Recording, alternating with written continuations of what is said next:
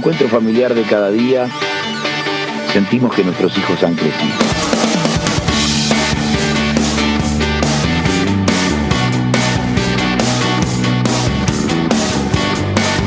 Yo me acuerdo en esas épocas de rebelde que tenía Luis, creo que fue a los 17, 18 años, que un día, no sé si discutió con mis padres y pegó un portazo en Suárez y dijo: yo nunca voy a ser político y nunca voy a ser abogado. Obviamente, a veces escuchaba algún comentario sobre la actuación del padre como presidente y enseguida prendía cartucho, ¿verdad? Se enojaba, lo que sea. De mis 3 hijos, 2 son de técnicas de reproducción asistida. Y yo veo amor, veo alegría, veo una obra de bien. El mundo moderno es de equipos. Hay que mirar mucho para los costados, saber con quién se reúne uno y si es capaz. Yo me imagino que cuando alguien larga para ser candidato a presidente o se postula a ser candidato a presidente, primero se miró varios meses al espejo y después habló con sus amigos, que son los que lo critican, no los que le dicen que es un fenómeno.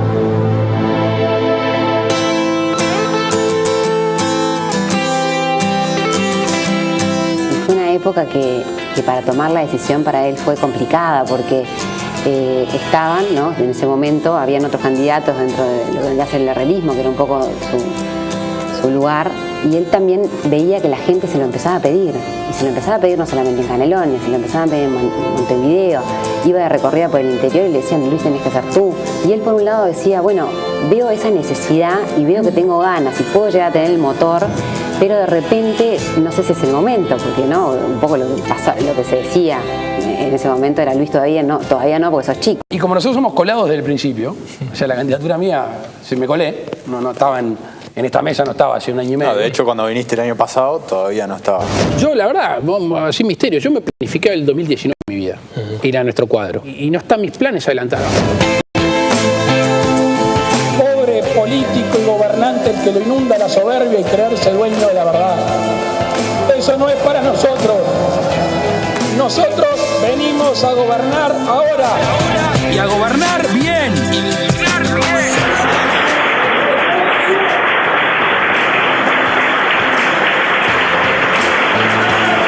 Dentro de 5 años y 9 meses nos podamos reencontrar en una noche de esta manera, que nos podamos mirar a los ojos y decir tranquilamente que me voy para mi casa con la satisfacción del deber cumplido. Muchísimas gracias.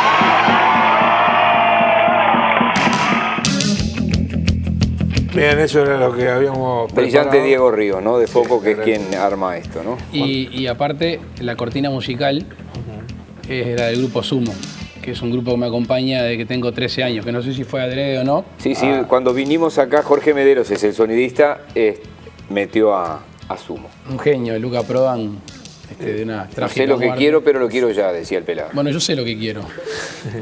¿Cómo estás manejando? Lo quiero ahora. Sí. ¿Cómo estás manejando el tema? Porque ahora con este raíz de entrevistas, me imagino que cada vez que te dicen vamos a ver un video, vamos a ver esto, por ahí decís, digo, pasa eso porque esta nota me van a hacer una trampa, no me la van a hacer. ¿Cómo lo vivís eso? No, uno sabe dónde va, por lo general.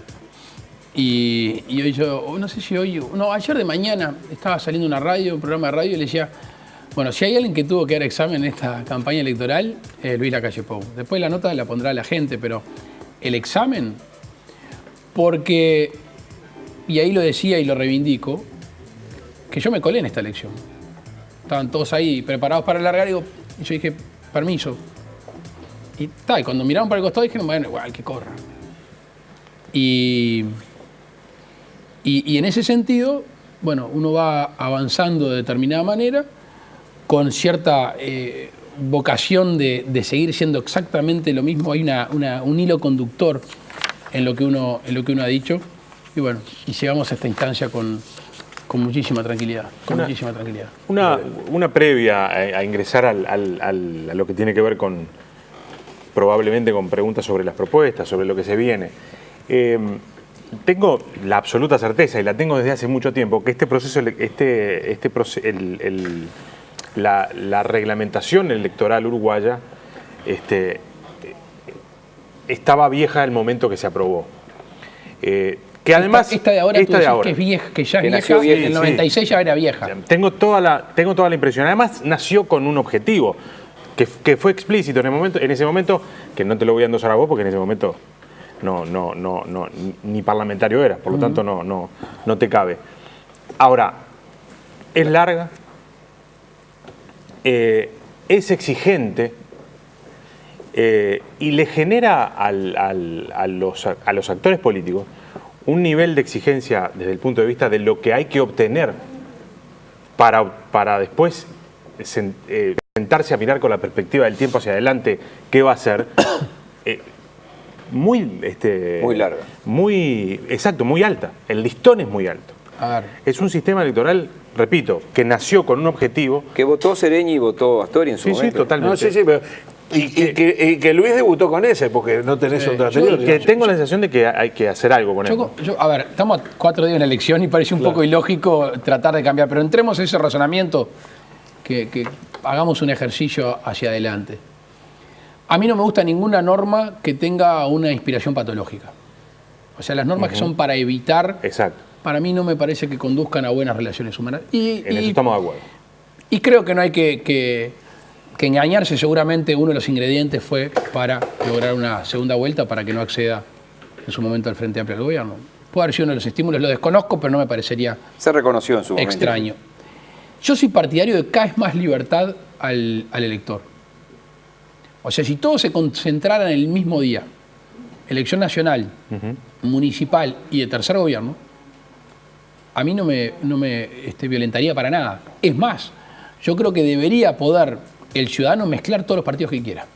Voto cruzado en el mismo día. Sí, claro. Todo lo que quiera. Y voy más todavía aún. Yo creo que el elector podría poner una cruz sobre la persona y ya no sobre el partido. ¿Qué quiere decir esto? Es decir, bueno, yo voto al Partido Nacional, a esta lista, al número de lista, a este sector, pero en este sector y en este número de lista a mí me gusta fulano, mengano y no me gusta sultano. Eso sería posible además con un sistema de voto electrónico que hoy no tenemos. A mí me encantaría, porque ahí realmente el diputado, el senador, no se puede meter atrás en una sábana, no se puede colar atrás y que te vaya cortando el viento como en el ciclismo. Tiene que marcar los votos, digamos. Y ese tipo dice, bueno, yo tengo que hacer gestión, porque cuando lean mi nombre, cuando vean Sergio Gorsi, dicen, no, si no lo vi en 5 años. O mejor dicho, se equivocó en eso, se equivocó en lo otro. A mí me parece muy sano. Cuanto mayor libertad al elector, mejor proceso electoral.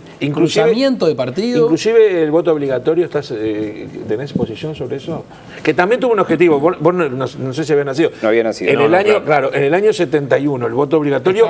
tenía -2 yo ahí. Claro. En el año 71 también se hizo para evitar en aquel momento lo que se entendía era una militancia muy fuerte del Frente Amplio que aparecía. Que había nacido. Y dijeron, voto obligatorio porque si votan todos probablemente no van a... Pero fue el 18%, creo. ¿Por qué arranqué? No arranqué por eso. Pero pará, no me contestó lo del voto obligatorio. No, porque te voy a contar una cosa. Lo del voto obligatorio. Te voy a contar una cosa que nunca la dije. A ver. Los tiempos ahora son tan intensos que uno ya no sabe cuánto es un día y cuánto es un mes. Pero pongámosle que hace 3 años vino un dirigente del Frente Amplio, uno de los fundadores de base del Frente Amplio, y dice, mira, te quiero traer una cosa a ti porque sos el único que vas a tener quizá cabeza para entenderlo, para tener la cabeza abierta. Cosa que ya me halagó de aire, con lo cual hizo que le preste una real atención.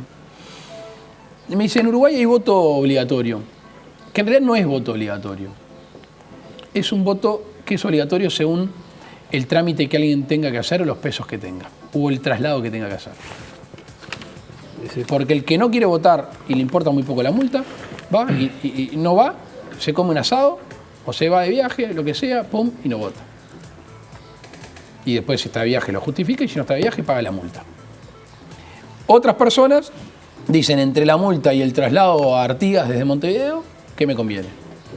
Entonces no termina siendo realmente obligatorio. Y ahí me quedó tintineando en la cabeza. Vino un grupo de jóvenes que milita conmigo, me hicieron el planteo, yo al principio rechacé, porque todo el mundo algo tiene de conservador en su cabeza y constantemente hay que tratar de abrirla. Y después mandé a hacer una encuesta. Y me sorprendió la ciudadanía. O la encuesta me sorprende el pensamiento. Yo me hubiera imaginado que la gran mayoría de uruguayos no está a favor del voto obligatorio. Yo me imaginaba eso. Bueno, se ve que estaba resfriado. Te dio lo contrario. 72% a favor del voto obligatorio. O sea que hay una mayoría social votadora. ¿Cuánto te dio? 72. 72. Sí, a nosotros, sin ninguna cuestión científica en la radio esta semana, nos dio 62. Bueno, está, entonces. No, pero ¿cuánto les dio la elección nacional? Ya que andan tan finos. No, porque no son científicos, esto es cualquier cosa. Cualquier cosa. No, pero yo decía que no era antojadizo lo del preámbulo. Hace algunas horas se conocieron algunas declaraciones tuyas vinculadas a lo que vos señalaste, se acaban los gobiernos por imposición. Y esto es un concepto con el cual vengo peleando desde que en el 2004 el Frente Amplio obtuvo las mayorías parlamentarias. Son el resultado de aquella reforma electoral que tenían como objetivo, además, darle legitimidad al gobierno y al presidente de la República, esas mayorías parlamentarias que se obtenían. Entonces, acá no hay imposición. En todo caso, es una imposición legítima de la mayoría de la población que toma una decisión. Es contradictorio plantearlo en esos términos. No es contradictorio, porque el sistema belga o el sistema DONT no es de la reforma constitucional. Es de antes, que es la distribución de las bancas. O sea que no hace la reforma constitucional. Yo no la ataría... Pero quedó. Quien hizo la reforma constitucional, la reforma electoral, dejó ese elemento pero no nace ahí, Gabriel. adentro. Eso venía ya de hace muchos años de la aplicación del sistema belga o DONT, que es el que se aplica para repartir las bancas ahí, que es la que eventualmente genera las mayorías. Gobernar por imposición no significa que carezca de legitimidad democrática, al revés. Tiene su base, su sustento, en la democracia pura y dura, que es los votos que se meten adentro de la urna. Lo que trajo como consecuencia es un gobierno por imposición. Yo que tengo la mayoría, a tú que tenés la minoría, hago lo que yo quiero aunque tú tengas la razón. Y eso es comprobado. Pero eso así se conforma un gobierno. Yo tengo una idea, tengo la mayoría para implementarla, la implemento. Sí, ¿dónde hay imposición ahí? No logro entender el concepto de imposición. Se impone la verdad, la idea de una mayoría monocromática, o sea, de un solo partido. Y desde mi punto de vista ha dañado el nivel de negociación y de cohesión de las mayorías sociales.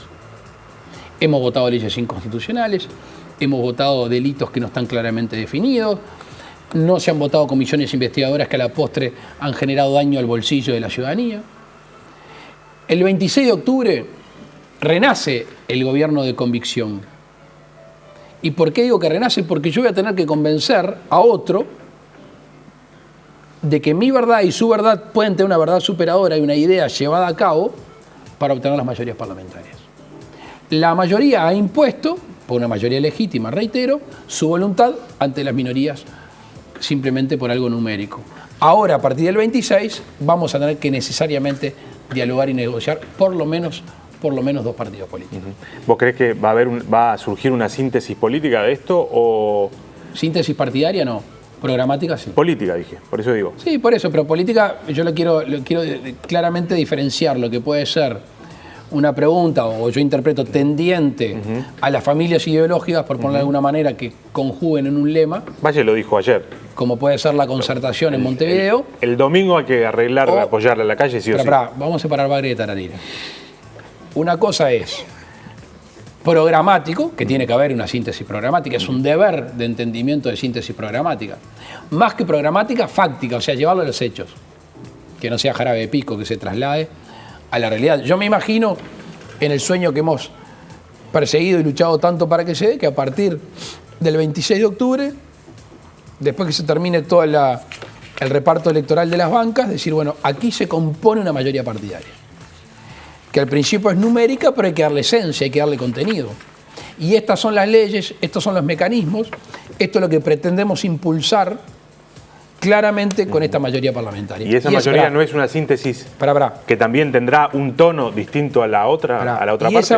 Y esa mayoría parlamentaria pretende impulsar de esta forma.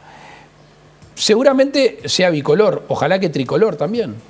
Y si es posible que acceda alguien más, mejor. Cuanto más amplia sea la base, sin desfigurarse en la propuesta electoral, yo no puedo negociar tanto que cuando vaya no me reconozca. Si no, la gente va a decir, ¿para qué te votamos si negociaste tanto que cambiás? Ahora, me parece que la negociación es inherente a cualquier relación humana y sobre todo una negociación, una relación como la de gobierno que es tan compleja. Yo creo que tu pregunta no es... La pregunta es adecuada, la respuesta no se condice con la que tú haces una afirmación porque a priori, para conformar esa mayoría, no se necesita solo el Partido Nacional. Hay que hablar con otros partidos. Algunas preguntas que tienen que ver con un eventual gobierno del Partido Nacional, en este caso tuya como presidente. Y son cosas que se han escuchado en la campaña. Seguramente en ese feedback que tú tenés con la gente te pasa lo mismo que a nosotros como periodistas. Sí. Hay por allí algo que se dice, es si la calle gana no lo van a dejar gobernar los gremios. Te traje dos declaraciones, una del 25 de septiembre, esta la hace Eduardo Lorier, legislador por el Partido Comunista, que dijo: la calle Pou piensa derogar la ley de 8 horas para el trabajador rural, además la ley de responsabilidad penal empresarial. Y agregó: mintió. Si alguien se... Las 2 veces miente Lorier. Te leo, son declaraciones de él. Son las dos mentiras. Dice: si alguien se atreve a derogar estas leyes, el movimiento sindical todo saldrá a la calle en azonada contra el gobierno. ¿Qué se contesta a esto? ¿O qué se dice? Algo a ver, principal. yo no le he contestado a Vázquez, menos le va a contestar a un senador que en este caso es malintencionado, porque miente.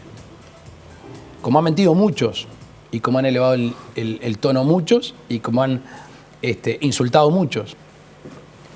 Yo hace muchos años que no veo tanto nerviosismo por soltar el poder. Hace muchos años. Se ve que la alternancia del poder va a dejar a gente fuera del calorcito del poder y los está alterando tanto que ya cualquier medio es idóneo. El insulto, la descalificación y la mentira. Pero te voy a contestar puntualmente eso porque está bueno. Claro. Que no me lo pregunta ningún ciudadano, me lo preguntan los periodistas. Claro, eso no te llega. No es que no me llegue. ¿Pero no te han comentado? No, ningún ciudadano. Es más, uno en San Bautista, una noche que fui a comer un asado hace un tiempo, que estaba cuidando los autos, me dijo: alguna barra de los trabajadores de la industria avícola están preocupados por esto. La única persona. El Zucca dijo algo. ¿Para que no te contesté la pregunta? Sí. Pensé que era que no la contestaba. No, le voy a contestar. No, te quiero contestar porque para no dejar pasar, ¿no? El que calla a veces otorga. Aparte del silencio, ustedes no se lo voy a regalar. A los que insultan sí les regalo el silencio y capaz que también alguna sonrisa, pero la pregunta puntual. Primero, nosotros votamos la ley de 8 horas del trabajo rural. ¿Vamos a terminar con la mentira? El proceso fue el siguiente. La votamos, hay un voto en contra, yo estaba en sala y no fui, y claramente dice esa persona que vota en contra. Va al Senado, el Senado le realiza modificaciones, ahí con el voto del Partido Nacional, y el 22 de diciembre del 2012 vuelve al Parlamento, mejor dicho, a la Cámara de Diputados, que ahí lo que tiene que hacer la Cámara de Diputados, y disculpen que entren temas técnicos, no es tratar el proyecto. El diputado acepta o no acepta las modificaciones del Senado. Ese 22 de diciembre yo estaba de licencia. El Partido Nacional votó en contra de las modificaciones del Senado. O sea que yo me hago cargo de lo que vota el partido. Ese fue el proceso. Responsabilidad penal empresarial. Ahí hay otra gran mentira. Pero seguirá firme la ley, porque eso te quedó muy claro. Sí. Más allá de lo que pasó, de acá en adelante, la ley de 8 horas al trabajador rural. Exactamente. Segundo. Porque quedaban algunas dudas. Pero son dudas que genera la barra del gobierno que está desesperado y hacen ese tipo de cosas. Yo no puedo andar mintiendo. Mi campaña no ha sido de reacción, ha sido de acción, ha sido hablar de propuestas. La ley de responsabilidad penal empresarial. Yo opino lo mismo que opinaron, por ejemplo, todos los senadores del Frente Liber Sereñi, antes de votar esta ley, que la votaron. Porque el Zunca tiene un peso específico dentro del Frente Amplio, vamos a decir las cosas como son, y convencieron. Nosotros, el día que se vota esa ley, propusimos una ley alternativa. Dijimos, este texto es inconstitucional, lo mismo que decían muchos Frente Amplistas. Es más, no queda claro qué piensa el doctor Tabaré Vázquez, que fue a la Federación Rural, y su vocero, Nino Boa, dijo que él no estaba de acuerdo con la ley, y Vázquez estaba sentado al lado. Y como creemos una cosa, actuamos coherentemente, no nos dejamos presionar. Si creemos algo, hay que ser auténticos. Pero presentamos un proyecto de ley sustitutivo. Algunas cosas que esta ley la vamos a modificar. Porque eventualmente, para que la ley sea constitucional, alguien no, nada más ni nada menos que la Suprema Corte de Justicia se tiene que pronunciar sobre el tema. No ha habido ningún reclamo ante la Suprema Corte. Hasta el momento no se ha expedido la Suprema Corte. Nosotros estamos convencidos de que es así. Y aparte lo dijimos claramente en nuestro programa de gobierno, para que nadie se llame sorpresa, de que vamos a proponer un proyecto de ley alternativo. Y después se manejan cifras que tampoco son ciertas. Se maneja la baja en siniestros laborales, que por suerte bajaron, pero bajaron más de un 10% un año antes de que se establezca la ley. La de los 4.000 casos que apareció el otro día en la prensa. Exactamente. Y después La medición que se hace, que yo tengo los números porque se los pedí al Banco de Seguros, es de 4 meses y no se sabe si es realmente una baja o porque realmente hay que ver si no se adecúa cuando tú a lees la baja de trabajadores en determinados ámbitos? ¿Y qué pasa cuando tú lees lo que pone en el comunicado del ZUNCA el 25 de agosto? Dice, si se deroga o se modifica, merece nuestro tajante rechazo al tiempo que expresa un menosprecio por los trabajadores, su vida y sus opiniones. Es un claro posicionamiento político. A ver, el que comanda, o la barra que comanda el ZUNCA son candidatos del Frente Amplio a diputados y a senadores. Entonces, en este caso, el brazo sindical tiene una fuerte incidencia política. Pero aparte otra cosa, quien pretenda gobernar un país, que no piense que no va a haber tensiones. Eso te iba a preguntar, ¿hay en el imaginario popular o no? O hay gente que dice, no, y si gana la calle Pou, los sindicatos no lo van a dejar gobernar. ¿Vos tenés esa sensación? No. ¿Has dialogado, has charlado? Obvio, sí. ¿Y qué sensación te queda con esas charlas? No, que yo creo que lo que no se quiere es que es la alternancia en el poder, pero una vez que exista... Pero después, suponiendo que existía ese... Pero va a ser civilizada. ¿Cuántos conflictos ha tenido el Frente Amplio? En la historia del Uruguay yo no recuerdo 20 días de pérdida de clase de los alumnos. Que todo el mundo habló, pero nadie fue y resolvió el tema de los gurises. Nosotros propusimos formalmente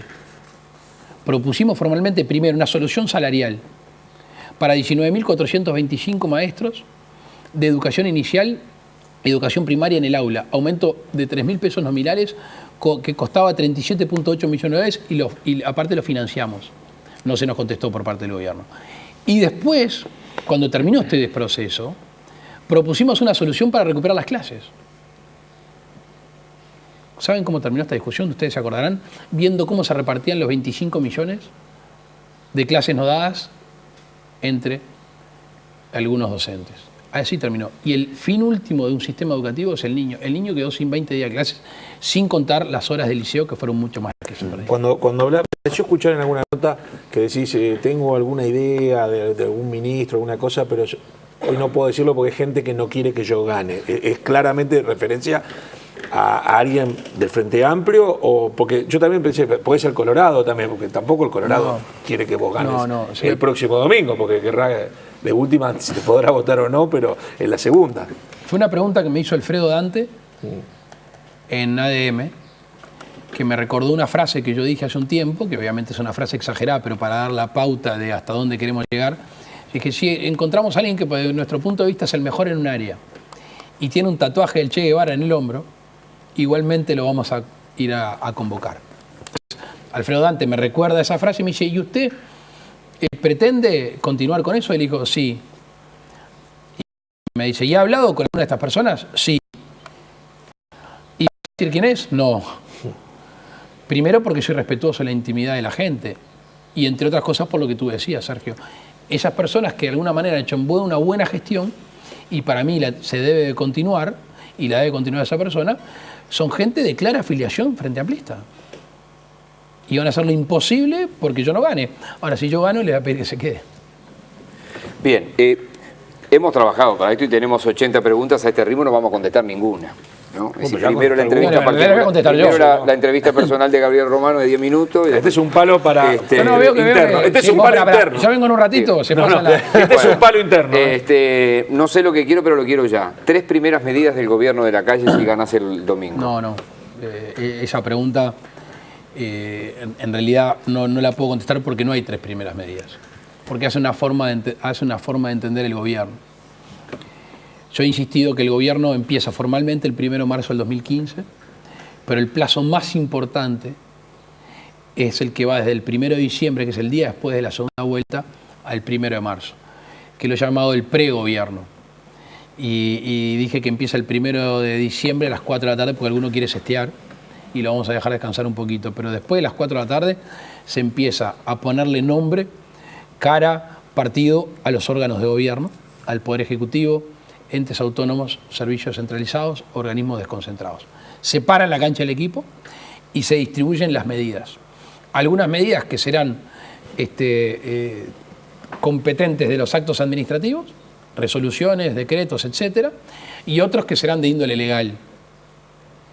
Y allí, cuando sean de índole legal, hay que ver si puede haber algún proyecto de ley de urgente consideración, y si no logramos cohesión sobre muchos temas, quizás sean leyes autónomas, cada una de ellas, si es que conseguimos que se discuta suficientemente, pero con la urgencia necesaria sin ponerle el rótulo.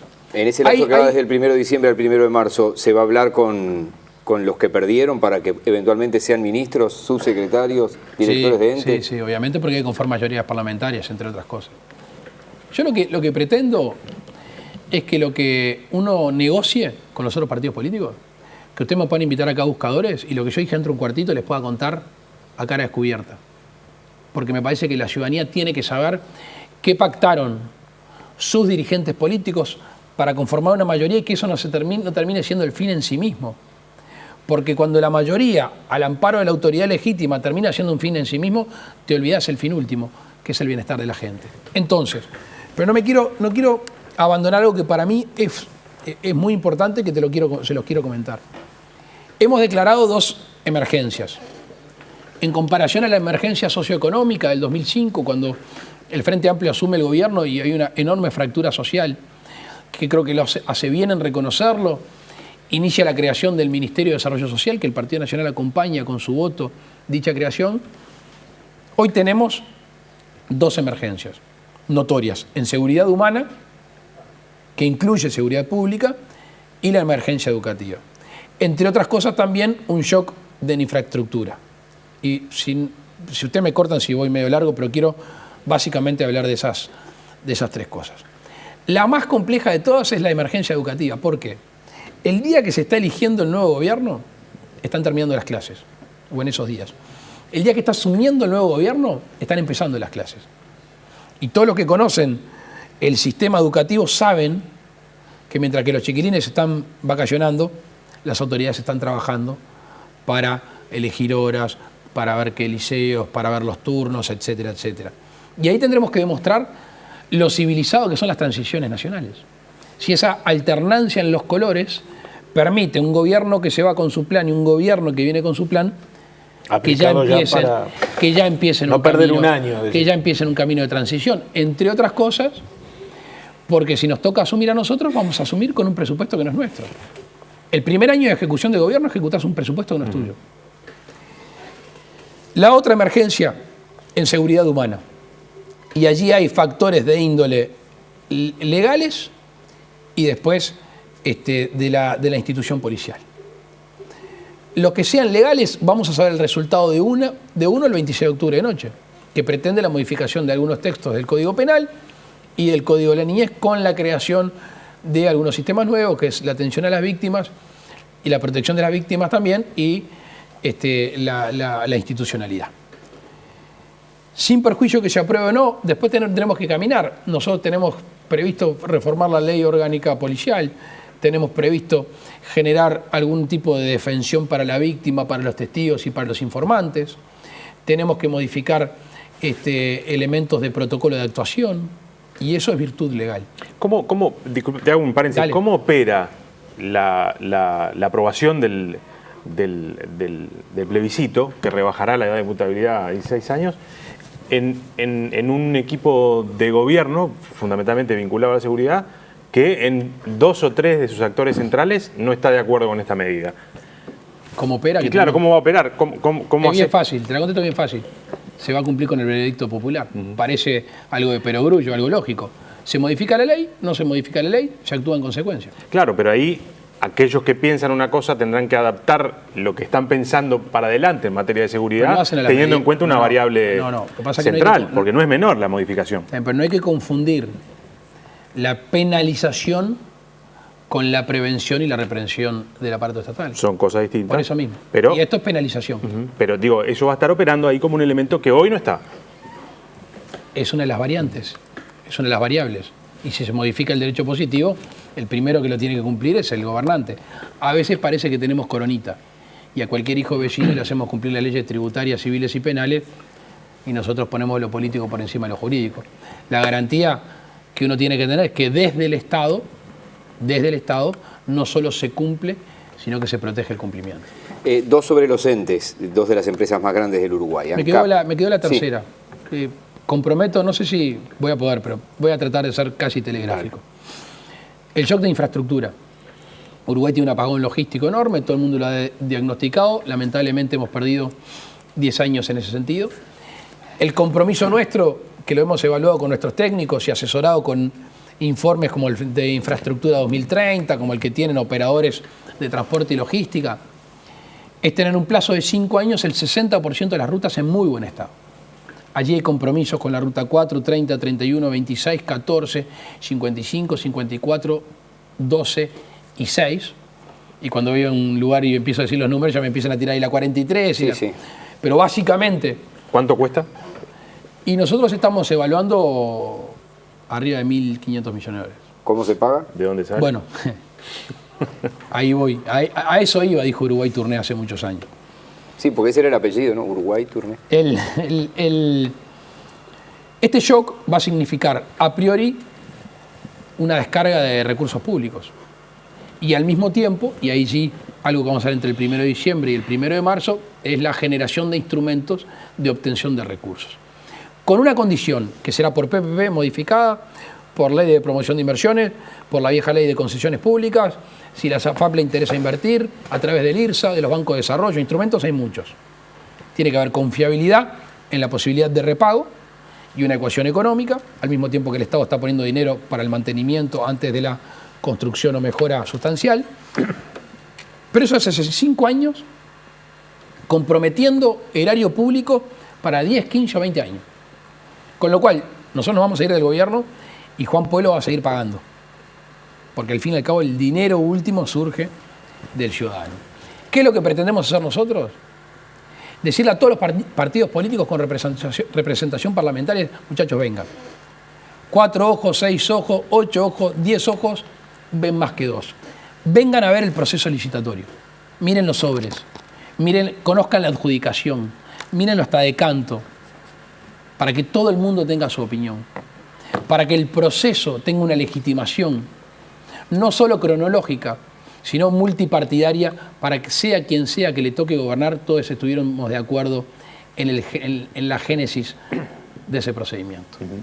Perdón que me fui un poquito, pero para sí. Tenía dos para respuestas más breves de dos de las empresas más grandes del país, que son empresas públicas. ANCAP y su monopolio en la refinación y venta de combustibles. Nosotros tenemos como algo accesorio y puntual la posibilidad en algún momento de importación, pero simplemente como una válvula de escape y como último recurso. Obviamente que hay que impulsar una fuerte mejora en la gestión de ANCAP. Entre otras cosas, lo que vamos a hacer con ANCAP y otras empresas públicas es tener esas empresas satélites que manejan dineros públicos al amparo del derecho privado con un contralor más férreo. Pretendemos modificar los textos legales para que esas empresas satélites, que son muchísimas, tengan contralor del Parlamento y así poder mejorar su eficiencia en la gestión. Por otro lado, el Poder Ejecutivo va a tener un firme seguimiento a través de la OPP de las pautas de inversión, las pautas tarifarias. No puede desalinearse una empresa pública de lo que pretende el Poder Ejecutivo, entre otras cosas porque quien preside seguramente esa empresa pública tiene el respaldo del Poder Ejecutivo, que lo eligió con las mayorías parlamentarias. Y en la aplicación de una auditoría constante, casi en tiempo real, sumado a los instrumentos que nos prevé los informes del Tribunal de Cuentas, legalidad, conveniencia y oportunidad, más el artículo 197 de la Constitución que permite al presidente de la República volver para atrás actos de las empresas públicas, incluso remover al director, al presidente de los directores de los entes autónomos, todas esas facultades las vamos a usar para el cuidado de los fondos públicos. De Antel, una muy breve, tiene hoy el monopolio de la telefonía fija. ¿Qué pasaría en un eventual gobierno? Yo creo que el mundo moderno va rumbo a terminar con la telefonía fija. Ya hay más teléfonos celulares en nuestro país que teléfonos fijos. Mediante la instalación de la fibra óptica, que creo que es una buena inversión, yo lo hubiera hecho mejor, no hubiera gastado tanto dinero en algunas cuestiones que terminan siendo obligatorios la conexión, de hecho, o por lo menos la inversión termina haciéndolo. Creo que es una buena cosa.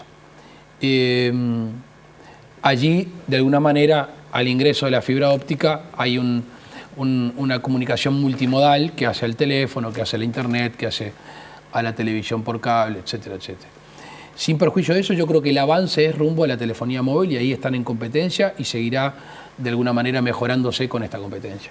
Ahí hay que agregarle portabilidad numérica, por ejemplo, si yo me quiero cambiar de una empresa a otra, de tener el mismo número y algunas condiciones. Por ejemplo, tenemos que terminar con los grandes baches que hay a lo largo y ancho de todo el país, desde la Rambla a Montevideo hasta cualquier camino del interior, en la cual de alguna manera se corta la señal. Yo le he hecho un pedido de informe hace bastante tiempo a Antel y no me ha sabido contestar. Si son permanentes, que a mí no me cabe la menor duda que son permanentes por un hecho empírico, porque yo he pasado y se me corta todo el tiempo en los mismos lugares. Si hay elementos técnicos, si se ha evaluado si se puede solucionar, cuánto cuesta su solución, porque convengamos que descentralización también trae aparejado la capacidad de estar informado y estar conectado en todo el país. A pocas horas de que aparezcan los números finales de las encuestas, es decir, se les acaba el plazo y van a salir todas. 2 o 3 preguntas cortitas para respuestas cortitas. ¿Qué evaluación has hecho? No, está bien. Estoy medio larguero. ¿Qué evaluación has hecho tú de las encuestas? ¿Qué número significa positivo para el Partido Nacional el domingo? Es decir, sobre los números reales, cuáles son los números que manejan ustedes y cuáles son positivos. Y en definitiva, en todo este tema, ¿se deberían regular de alguna manera distinta las encuestas a lo visto de lo que han recibido elogios, críticas, que operan, que no operan? Yo fui víctima de los números de las encuestas en las internas. Aparte fui víctima por paliza, o sea que el spread que había entre lo que me daban y lo que salió fue muchísimo. Y yo tengo buena relación con la mayoría de los profesionales de las encuestadoras. Y creo que la gran mayoría, no todos, pero la gran mayoría son intelectualmente honestos. Que lo que le falla es el método. Yo creo que esto de atrevido, y seguramente a alguno de ellos no le guste, pero yo ya lo he conversado con ellos y lo he dicho públicamente. Quizá hace falta nuevos protocolos, nuevas técnicas de medición de la realidad actual y de cómo se informa y cómo decide la gente. ¿Crees que hay algunas que operan? No sé, Sergio, no me hagas decir lo que no sé. Está bien. Pero yo creo que vamos por la positiva. Está bien. ¿Y la gran mayoría creo que son gente que hace las cosas bien, aunque le erren como la pera. Y como dice, tu número mágico, digamos, ¿qué número? Esta te la voy a hacer bien cortita, lo tengo, pero no te lo voy a decir. Pero lo tenés como número. Me pidió respuesta corta, ya te voy a dar la respuesta. Pero acá apuntas a un número. Es muy corta. Te tengo que preguntar, ¿a un número tuyo? Porque es corta y sustanciosa. Sí, claro. No, ¿a un número tuyo o a la diferencia? Vos tenés un. Decís. No, si salgo segundo, esta es la diferencia que me anima. Ahora me repreguntaste, ya no me voy a apartar de la brevedad. No, pero te cortito. No, porque requiere un análisis político un poco más profundo. Y lo que hablábamos del gobierno por convicción hoy más temprano con el bloque de Gabriel. Para mí hay 2 números fundamentales. Uno, si el Partido Independiente llega al Senado o no, porque eso alteraría la composición del Senado histórica. Y el otro es cuánto vota el Frente Amplio, por el tema de la no consecución de las mayorías parlamentarias. ¿Y cuál es el límite que te parece el Frente Amplio debería tener para que se tenga fe? No. Tengo mi límite, pero no te lo voy a contar. Estamos en Televisión Nacional.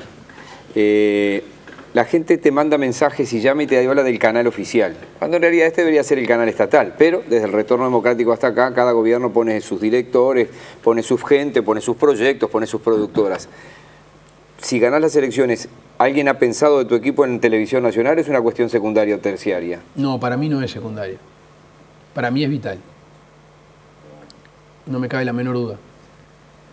Pero es vital no solo la onda, sino los contenidos. ¿Y entonces? ¿Entonces qué? ¿Será un canal oficial o un canal estatal?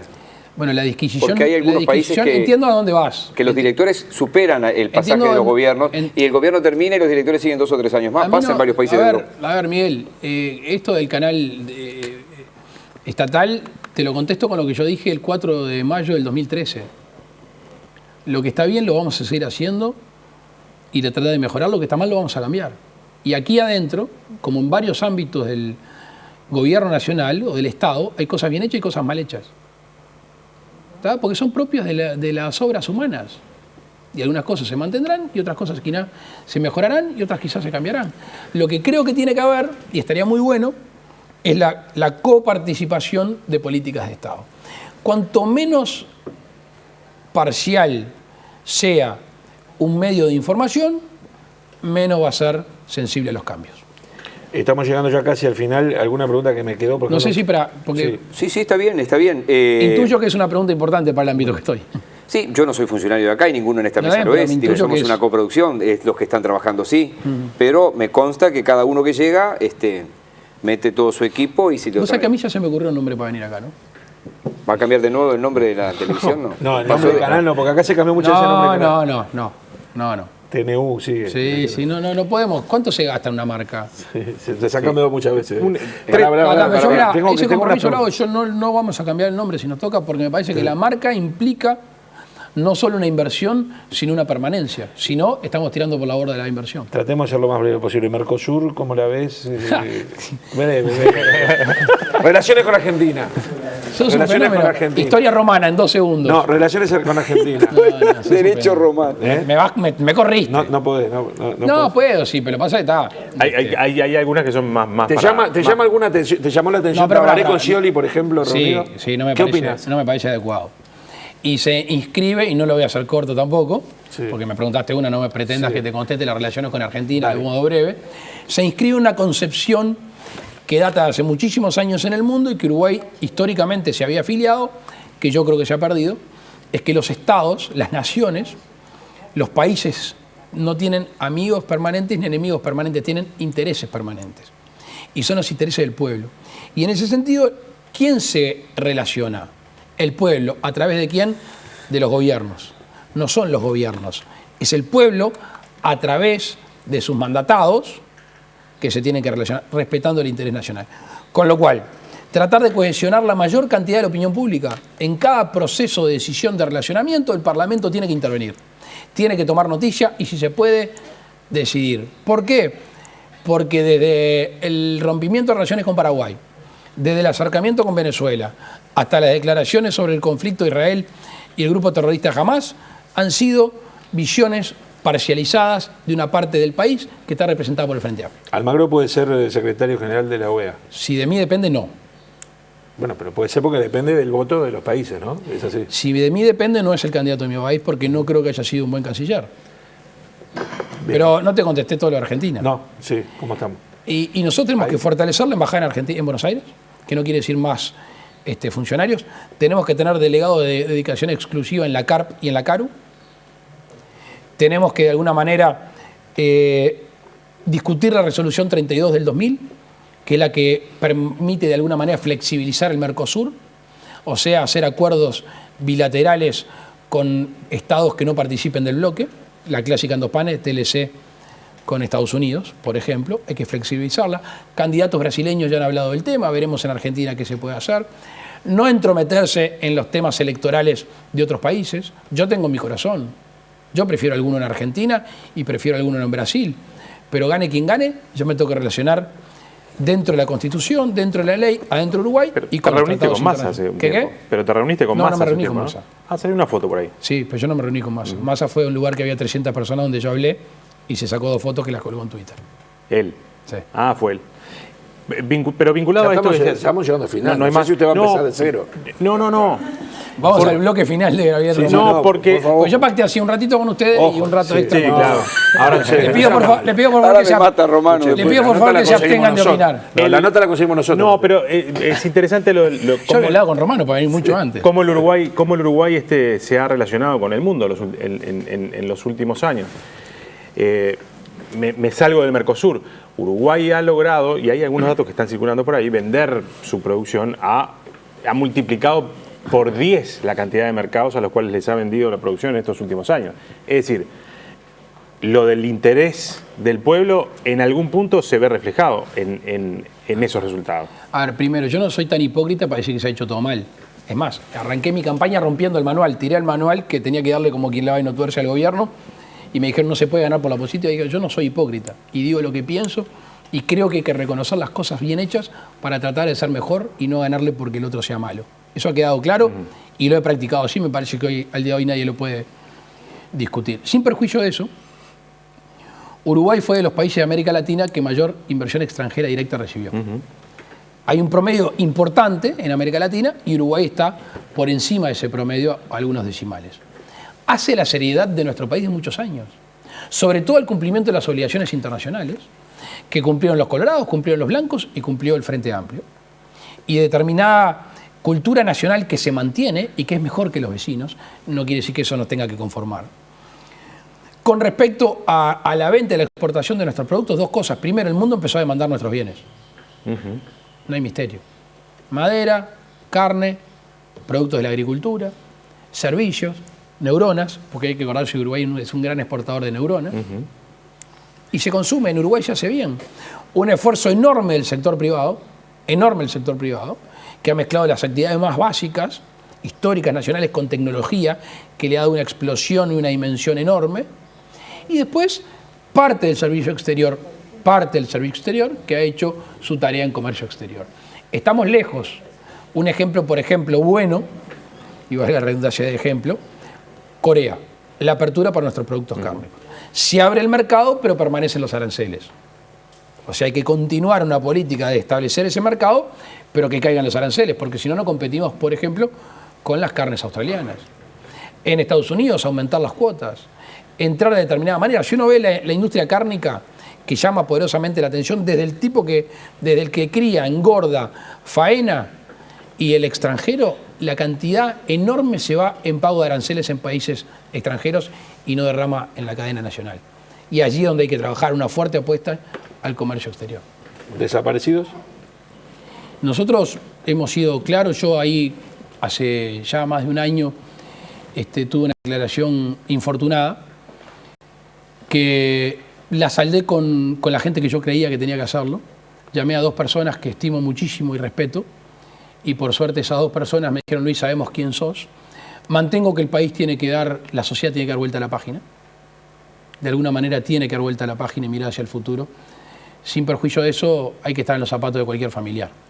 Que no va a haber nadie que le haga dar vuelta a la página y van a seguir buscando su verdad, porque está íntimamente vinculada a sus entrañas, a su sentir, a su dolor, y el Estado tendrá que facilitar los medios para que lo pueda hacer. ¿Querés hacer un comentario sobre algunas yo iba a preguntar, cosas? Sí. Si hay segunda vuelta en noviembre, ¿vas a anunciar el ministro del Interior? No sé. Puede ser, capaz. Ah, tiene algún dato Noguera. Bueno, no, o sea que ayer me lo preguntaron también, no sé dónde salió, la verdad. Hoy de mañana me lo preguntaron. Se filtró entonces. Hoy de mañana me lo preguntaron, no recuerdo dónde, pero no ha sido por un estímulo nuestro, simplemente porque quizá hay una sospecha. Lo que sí creo... El nombre está definido, aunque no lo des. No está definido. Sí creo que a medida que uno vaya avanzando en estos procesos tiene que haber certezas.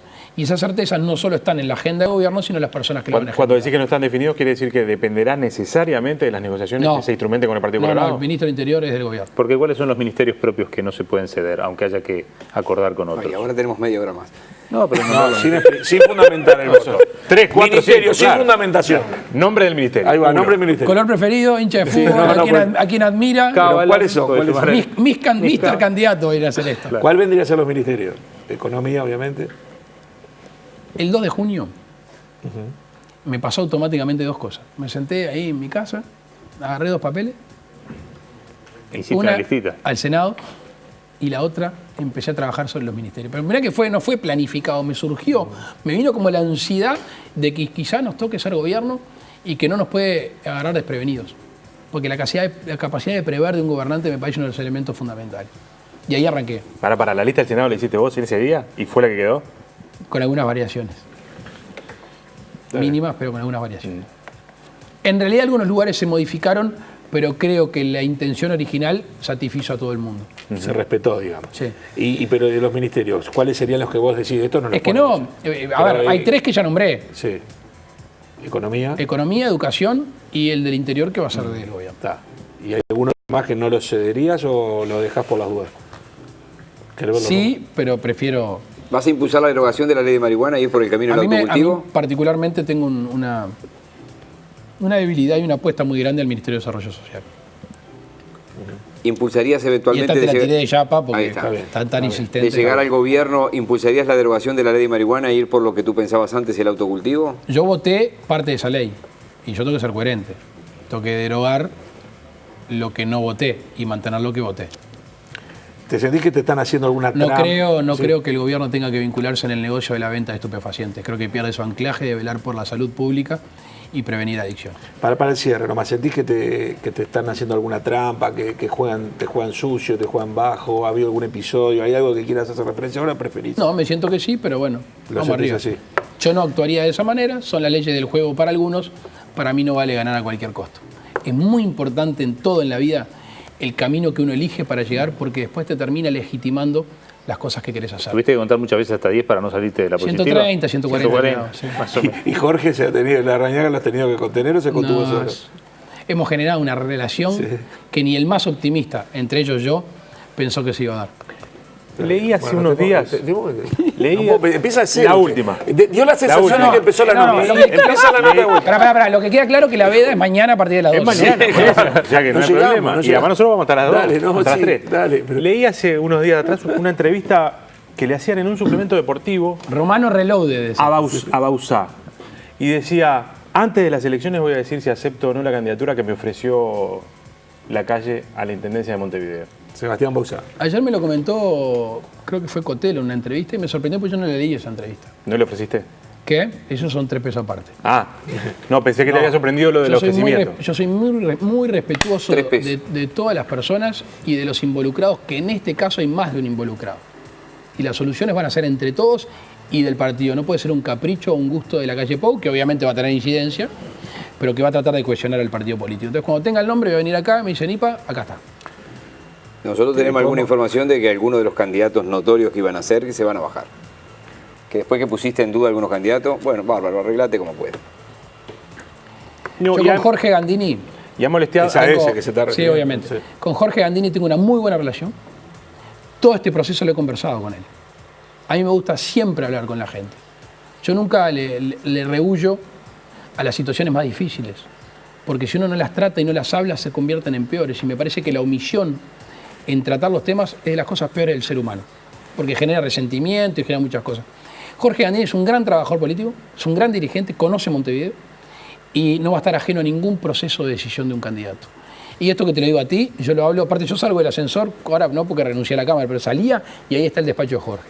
Primero estoy un rato con sus colaboradores que son muy laburantes y después converso con él y estos temas obviamente que lo hemos hablado. ¿Hay tole entre Mujica y Tabaré? ¿Lo estás viendo? Hablo de los míos, de los ajenos ya me sobra. Bueno. Una pregunta que meto y no me la contesta. Bueno, me mira como pidiéndome algo. Si querés sigo, pero no.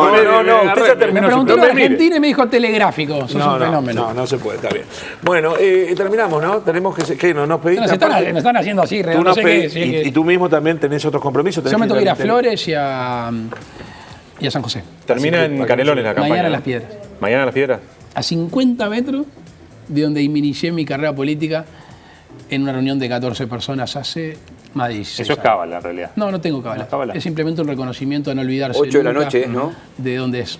8 de la noche. Sí, 8 de la noche. Gracias por tu presencia acá, Gracias. Muy bien, amigos, rápidamente nos vamos a la pausa. O sea, estamos atrasadísimos, pero bueno, dale.